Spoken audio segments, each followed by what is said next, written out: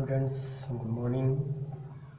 मैं प्रदीप कुमार विश्वकर्मा। आज मैं आपको अध्याय 3 वैद्युत रसायन, जिसे इंग्लिश में कहते हैं इलेक्ट्रोकेमिस्ट्री, पढ़ाने जा रहा हूँ। इसमें पहला हेडिंग है आपका वैद्युत रसायन, ठीक है ना। इसे इंग्लिश में आप क्या कहते हैं, इलेक्ट्रोकेमिस्ट्री, ठीक है ना। तो इलेक्ट्रोकेमिस्ट्री का ये जानते हैं डिफिनीशन क्या होता है। डिफिनीशन जानने से पहले आप सभी से अनुरोध है, हमारे चैनल को लाइक एंड सब्सक्राइब शेयर ज़रूर करें और लोगों को भी शेयर करने के लिए कहें। चलिए आइए देखते हैं वैद्युत रसायन, जिसे इंग्लिश में आप कहते हैं इलेक्ट्रोकेमिस्ट्री, ठीक है ना। तो देखिए इसका डिफिनीशन क्या होता है। रसायन विज्ञान की वह शाखा, डिफिनीशन क्या है, रसायन विज्ञान की वह शाखा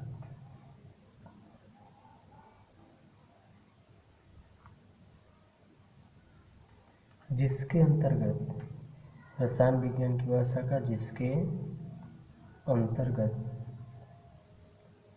रासायनिक ऊर्जा को, जिसके अंतर्गत रासायनिक ऊर्जा को विद्युत ऊर्जा में तथा रासायनिक ऊर्जा को विद्युत ऊर्जा में तथा विद्युत ऊर्जा को रासायनिक ऊर्जा में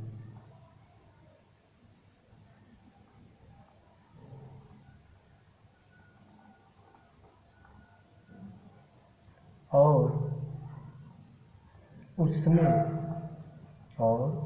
उसमें होने वाले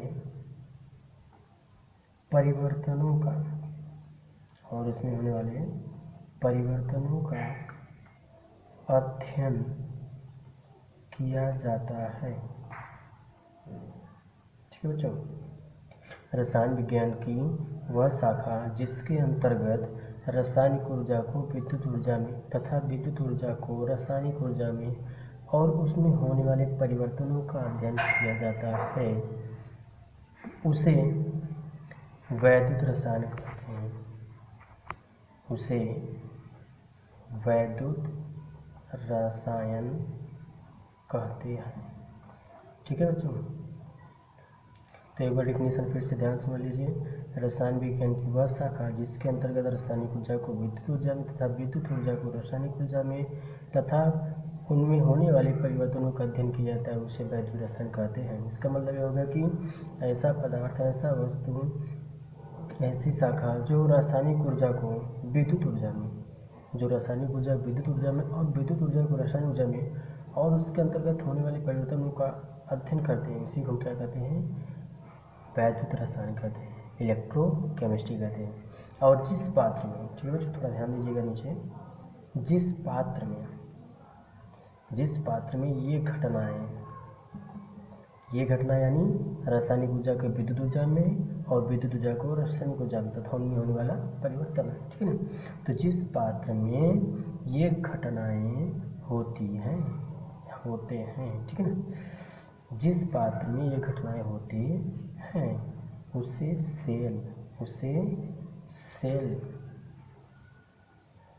कहते हैं, ठीक है ना बच्चों।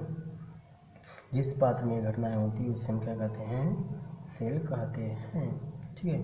कौन कौन सी घटनाएं, विद्युत ऊर्जा को रासायनिक ऊर्जा में तथा रासायनिक ऊर्जा को विद्युत ऊर्जा में और उसमें होने वाला परिवर्तन, यह सब जिस पात्र में होता है उसी को हम क्या कहते हैं, सेल कहते हैं। आइए बच्चों हम थोड़ा आपको बताते हैं वैद्युत अपघट्ट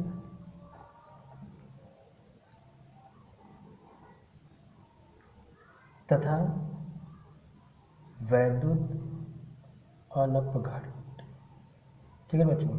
अभी हम इसको बताने के बाद आपको बताएंगे सेल कितने प्रकार के हैं, लेकिन पहले इसको जानने से पहले थोड़ा इसको आप जान लीजिए। वैद्युत अपघट्ट तथा वैद्युत अनपघट्ट क्या है। जिससे वैद्युत अपघट्ट को इंग्लिश में आप कहते हैं इलेक्ट्रोलाइट कहते हैं, वैद्युत अपघट्ट को इलेक्ट्रोलाइट एंड वैद्युत अपघट्ट को नॉन इलेक्ट्रोलाइट कहते हैं, ठीक है ना बच्चों। चलिए देखते हैं सबसे पहले वैद्युत अपघट्ट का हम डिफिनेशन देखते हैं। वे यौगिक जो द्रवित अवस्था में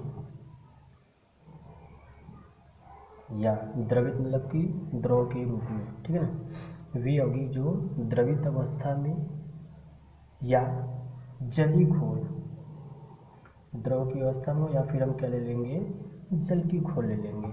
जल की घोल की अवस्था में विद्युत के चालक होते हैं, विद्युत के चालक होते हैं, उसे वैद्युत अपघट्य कहते हैं, उसे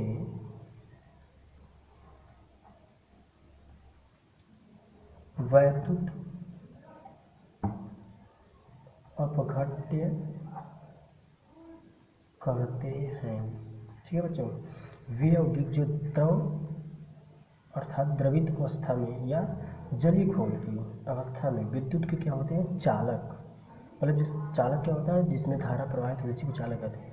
तो वैद्युत अवस्था, ठीक है, तो द्रव अवस्था या जलीय घोल की अवस्था में विद्युत के क्या होते हैं, चालक, उसे हम क्या कहते हैं, वैद्युत अपघट्य कहते हैं। जैसे अम्ल, क्षार और लवण, जैसे अम्ल, क्षार और लवण, ठीक है ना बच्चों। तो अम्ल, क्षार और लवण तीनों यदि द्रवित अवस्था में रहेंगे तो विद्युत के क्या होंगे, चालक होंगे। तो जब विद्युत के चालक होंगे तो इसे हम क्या कहेंगे, वैद्युत अपघट्य कहेंगे। थोड़ा अपघट्य के बारे में जान लें तो सिंपल है, इसमें क्या था, चालक था, इसमें क्या हो गया, अचालक, ठीक। थोड़ा देखते हैं ध्यान से। वे यौगिक जो द्रवित अवस्था या जलीय घोल की अवस्था में, जलीय घोल की अवस्था में विद्युत के अचालक होते हैं, विद्युत के अचालक होते हैं, उसे हम क्या कहते हैं, वैद्युत अनपघट्य, उसे हम क्या कहते हैं, वैद्युत अनपघट्य कहते हैं, ठीक है बच्चों। वे यौगिक जो द्रवित अवस्था या जलीय अवस्था, जलीय घोल की अवस्था में विद्युत के अचालक होते हैं, उसे वैद्युत अनपघट्य कहते हैं।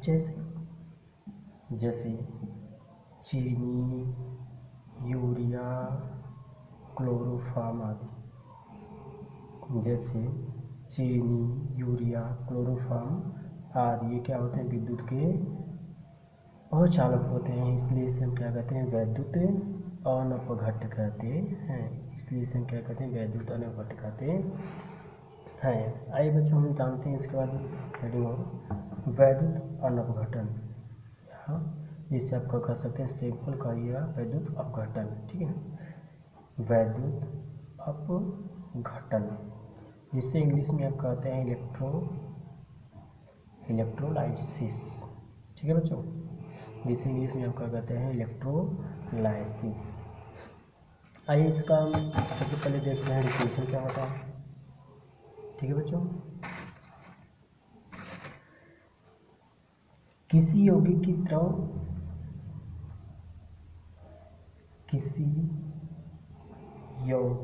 की द्रवित अवस्था या जलीय घोल की अवस्था, किसी यौगिक की द्रवित अवस्था या जलीय घोल की अवस्था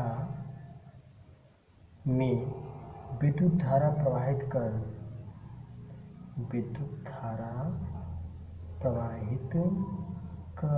ठीक, विद्युत धारा प्रवाहित कर अपघटित करने की क्रिया को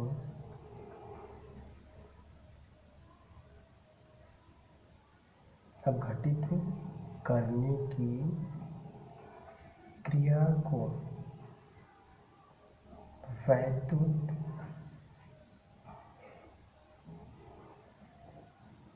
अपघटन कहते हैं, ठीक है बच्चों।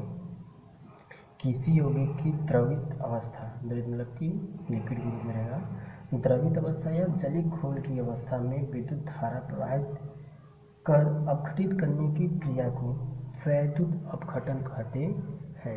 आइए बच्चों, हम आपको पहले बताए थे, हम भी बताएंगे आपको लास्ट में सेल कितने प्रकार के होते हैं, ठीक है। तो सेल कितने प्रकार के होते हैं, ठीक है बच्चों। देखिए ध्यान से देखिएगा, सेल कितने प्रकार के होते हैं, इसे इंग्लिश में कहते हैं देयर आर टू